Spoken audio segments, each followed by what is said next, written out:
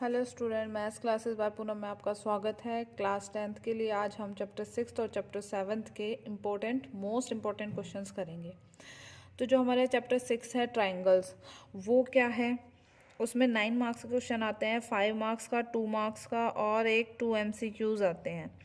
जो उसकी थ्योरम है, और मैंने उसकी ना वीडियो भी बनाई है, आप ज़रूर देख लेना।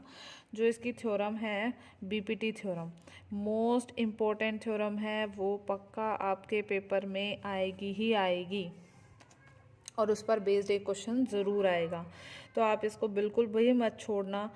और एमसीक्यू भी आते हैं इसके ऊपर, तो जो बीपीटी थ्योरम है प्लीज़ उसको करके जाना। और मैंने इस वीडियो भी डाली है, उसको देख लेना, बहुत ईजी थ्योरम है।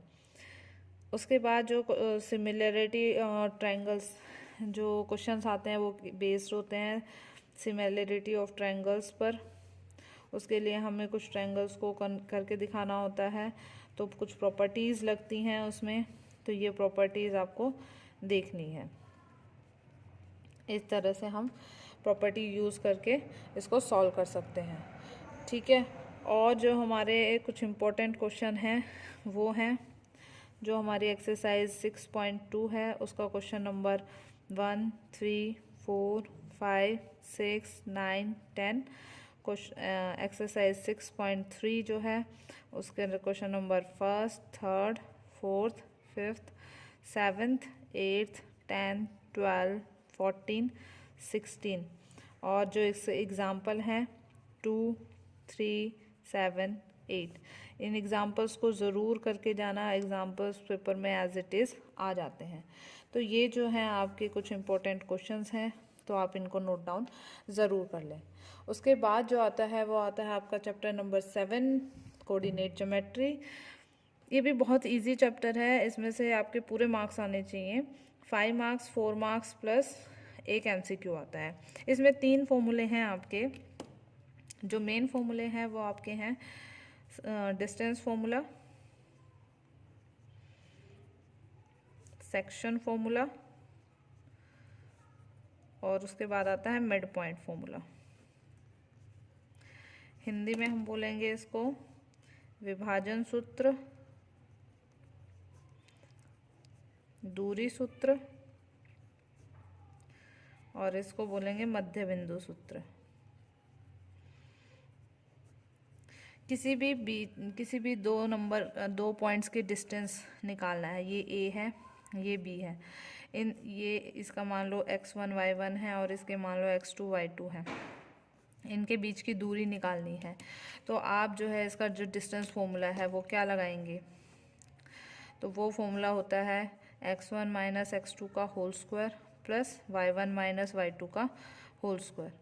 तो ये हमारे इसके बीच की दूरी निकल जाती है। विभाजन सूत्र में क्या होता है, विभाजन सूत्र में इस लाइन को कोई भी k:1 में या किसी रेशो में m:n रेशो में डिवाइड कर रहा है, ठीक है। तो आपको ये बताना है कि जो ये बीच का पॉइंट है P, इसका क्या वैल्यू आएगी। इसका मान लेते हैं x और y है, तो इसके पॉइंट्स निकालने के लिए हम क्या करते हैं, x ये इस तरफ मल्टीप्लाई हो जाता है और ये इस तरफ हो जाता है, तो क्या हो जाएगा x m जाएगा x2 के पास, mx2 प्लस nx1। x है तो दोनों x ही दिखने चाहिए, और नीचे आता है m प्लस n।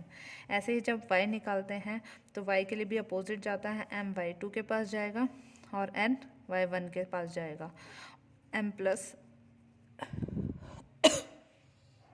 तो इस तरह से हम एक्स वाई निकालते हैं। आपको यहाँ रेशो दे रखी होगी, एम एन की वैल्यू दे रखी होगी, x1 y1 दे रखा होगा, x2 y2 दे रखा होगा, बस एक्स वाई निकालना है। मध्य बिंदु सूत्र क्या होता है, बीच में एक बिंदु है, वो मध्य बिंदु है, उसके पॉइंट्स किस तरह से निकलते हैं, तो उसके लिए क्या करते हैं, इन दोनों को ऐड कर देंगे, डिवाइड बाय 2 कर देंगे। ऐसे y का निकालेंगे तो y1 प्लस y2 डिवाइड में 2।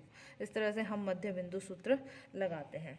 तो इसके जो इम्पोर्टेंट क्वेश्चन है, जब भी रेशो निकालनी होती है, विभाजन सूत्र में हम ये बताना होता है कि ये एक लाइन है AB और इसके पॉइंट है x1 y1 x2 y2, और ये दे दिया कि कोई पॉइंट P है वो इसको किस रेशो में डिवाइड कर रहा है। ठीक है, तो आपको ये बताना होता है, रेशो निकालनी होती है।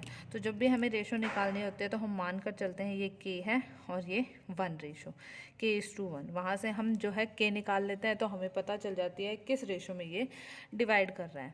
ये तभी K:1 लेना है जब आपको रेशो निकालनी हो, बताना हो कि किस रेशो में डिवाइड करता है।